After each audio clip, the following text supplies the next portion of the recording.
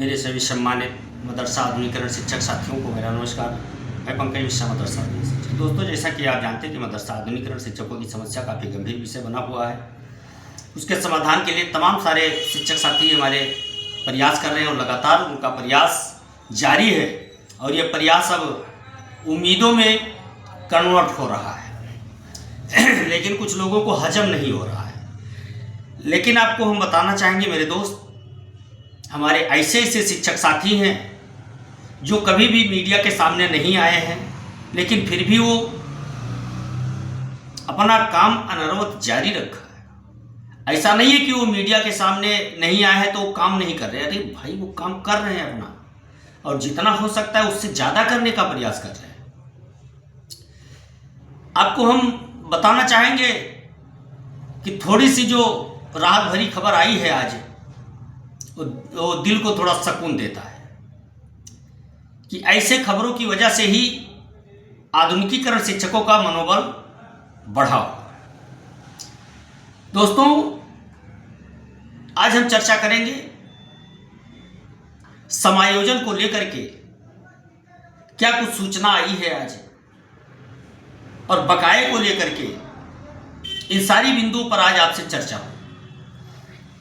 उससे पहले मैं आप लोगों का एक थोड़ा सा जो संदेह भरा एक सवाल रहता है हर वीडियो में, हर कमेंट में, उस संदेह को हम आपसे निकालना चाहते हैं। बहुत से शिक्षक साथी हमारे फोन भी करते हैं और कमेंट भी करते हैं और ये पूछते हैं कि हम लोगों का समायोजन किस विभाग में होगा। तो दोस्तों, जहां तक विभाग की बात है, इस पर अभी कोई क्लियर मैसेज नहीं आया है। समायोजन की बात की गई है अभी, वो भी मौखिक रूप से, लिखित बात नहीं की गई है, मौखिक वार्ता हुई है। और ये मौखिक वार्ता थोड़ी सी हलचल जरूर पैदा करती है, उम्मीदों को चार चांद लगाती है, हौसलों को बढ़ाती है, लेकिन ये सबूत नहीं। इस आधार पर आप आगे की लड़ाई नहीं लड़ सकते। हाँ, इतना जरूर है कि माननीय मंत्री श्री दानिश आजाद अंसारी साहब का अथक प्रयास, आप लोगों का संघर्ष, आत्मविश्वास आज साफ दिखाई दे रहा है कि कुछ ना कुछ तो जरूर हो रहा है। हमारे बहुत वरिष्ठ शिक्षक साथी एक लेख लिखते हैं और कहते हैं ये हवा हवाई फर्जी चीजें, कभी किसी ने कुछ कहा ही नहीं है। तो मैं उनसे कहना चाहता हूं कि थोड़ा नींद से जागिए और राजनीतिक बातें खूंटी पर टांग करके और आधुनिकीकरण शिक्षक होकर के एकांत चित्त से इस बात का अध्ययन करें कि क्या अगर मुख्यमंत्री जी ने ना कहा हो तो क्या किसी पेपर वाले की इतनी हिम्मत है कि मुख्यमंत्री जी का नाम लेकर के और मंत्री जी का नाम लेकर के वो कोई खबर छाप दे। ये नहीं संभव है, ये हो नहीं सकता है। तो कहीं ना कहीं तो इससे जस्टिफाई होता है कि मंत्री जी ने और मुख्यमंत्री जी ने जरूर कहा है, और जो मुख्यमंत्री जी ने कहा है तभी मंत्री जी ने कहा है, और मंत्री जी ने कहा है तभी विभाग में कुछ हलचल मची है। और वो हलचल कब तक रहती है ये देखने वाली बात होगी मेरे दोस्त। अब बात आता है बकाये को लेकर के। तो लोग कहते हैं कि सरकार चाहे तो 2 दिन में बकाया दे सकती है। बिल्कुल दे सकते हैं मेरे दोस्त, लेकिन इसका भी एक प्रोसीजर होता है। उस प्रोसीजर के हिसाब से ही कार्य होगा। समय लगेगा, मैं बार बार कहता हूं समय लगेगा, लेकिन बकाया भी मिलेगा और हमारा समायोजन भी होगा। हमको 2 ही बिंदुओं पे काम करना है, एक समायोजन को लेकर के और एक बकाये को लेकर के। अब ये क्लियर नहीं है कि आपका उसी मदरसे में ही समायोजन होगा या किसी दूसरे विभाग में समायोजन होगा। समायोजन का मतलब होता है शिफ्ट करना। समझ रहे बात? अब अगर उसी मदरसे में रहना होता, स्कीम को चलाना होता, तो जितने शिक्षक सस्पेंड किए गए हैं, निलंबित किए गए हैं, उनको बहाल किया जाता। तब तो वो स्कीम चलाने के बारे में हम लोग सोच सकते थे। तो स्कीम चलने की तो कोई प्रक्रिया इसी दिख नहीं है कि स्कीम चलेगी। लेकिन समायोजन की अगर बात हुई है तो आपके लिए बहुत अच्छी खबर है, और ये समायोजन आपको सम्मान भी दिलाएगा। और ये समायोजन आपका कहां होगा, ये देखना दिलचस्प होगा। ये सरकार के ऊपर है कि हम लोगों का समायोजन वो किस प्रकार से कर रही है।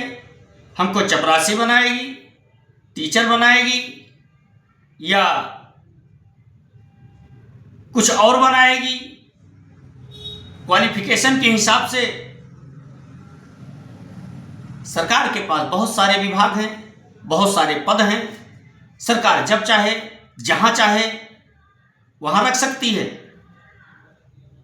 तो इसलिए समायोजन को लेकर के कि कहां होगा, यह भी बहुत क्लियर नहीं है।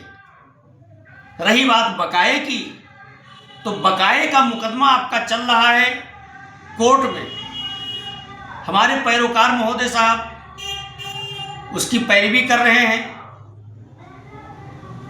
श्री एजाज अहमद साहब।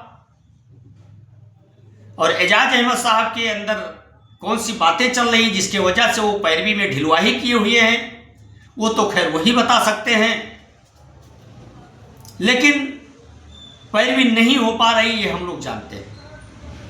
डेट न लगने का एक ही कारण है कि पैरवी में ढिलवाही होना। और अगर पैरवी ऐसे चलती रही तो ये मामला और लंबा खींच जाए।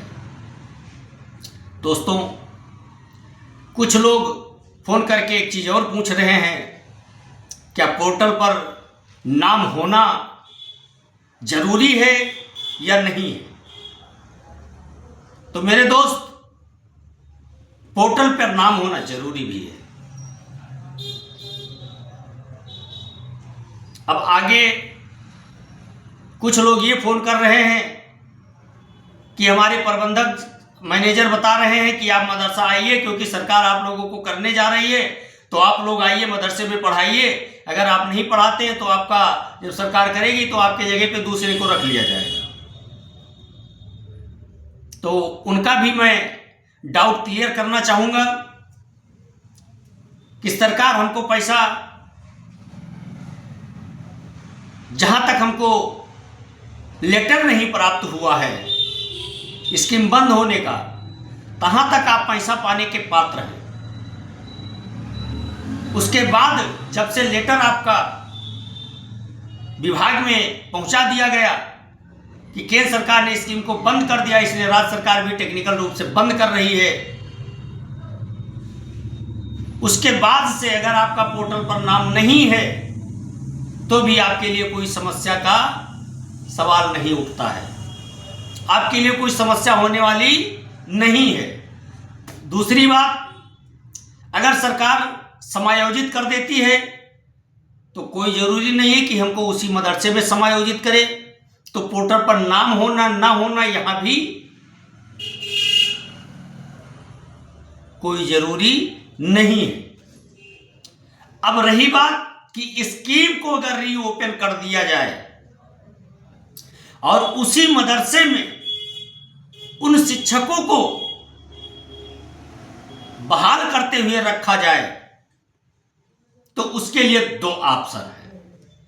पहला ऑप्शन है कि प्रबंधक आपको परेशान कर सकता है, लेकिन आप हार नहीं सकते क्योंकि आपके पास बचाव के लिए बहुत सारे कारण हैं। लेकिन एक चीज और ध्यान रखना कि अगर प्रबंधक ये चाहे कि आपके जगह पर किसी दूसरे को रख ले तो ये भी संभव नहीं है, क्योंकि अब जितनी भी भर्तियां होंगी वो आयोग करेगा। प्रबंधन समिति केवल प्रस्ताव भेज सकता है, आपको डिक्लेयर करके नहीं भेज सकता है कि फला व्यक्ति हमारे यहाँ नौकरी करेगा या फला व्यक्ति नहीं कर सकता है। तो इस बात का जो असमंजस है, इससे आप लोग बाहर निकले और दिमाग से निकाल दें कि अगर सरकार ने कर दिया तो हमारे मदरसे वाले हमारा नहीं करेंगे, वो बाद की बात है, देखा जाए। एक चीज और कहेंगे कि अपने मदरसे से अपना संबंध भी ना खराब करें। अगर आप अध्ययन कार्य करा रहे हैं, मदरसे वाले आपको कुछ दे रहे हैं, आप उस पर सेटिस्फाइड हैं, आप करते रहें। हम ये भी नहीं कहते हैं कि आप अपना कोई दूसरा कार्य कर रहे हो उसको छोड़ करके मदरसे में जाएं। मैं ये भी नहीं कह रहा हूं, और ना मैं ये कह रहा हूं कि आप मदरसे में पढ़ा रहे हैं तो छोड़ के चले जाएं। दोनों चीजें हैं। इसके लिए मैंने आपको क्लियर कर दिया।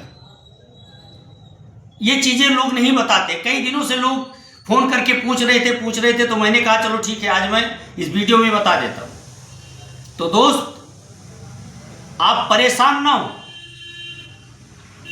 अगर बदली आज छाई है तो अगर बारिश नहीं होगी तो चाहे छींटे ही पड़ेंगे, पड़ेंगे जरूर मेरे दोस्त, इतना ध्यान रखना। अगर धुआं उठा है तो मान करके चलिए कि कहीं ना कहीं आग जरूर लगी है। तो अब वो समय है हमको एकाग्र चित्त हो करके एक दूसरे का सपोर्ट करने का।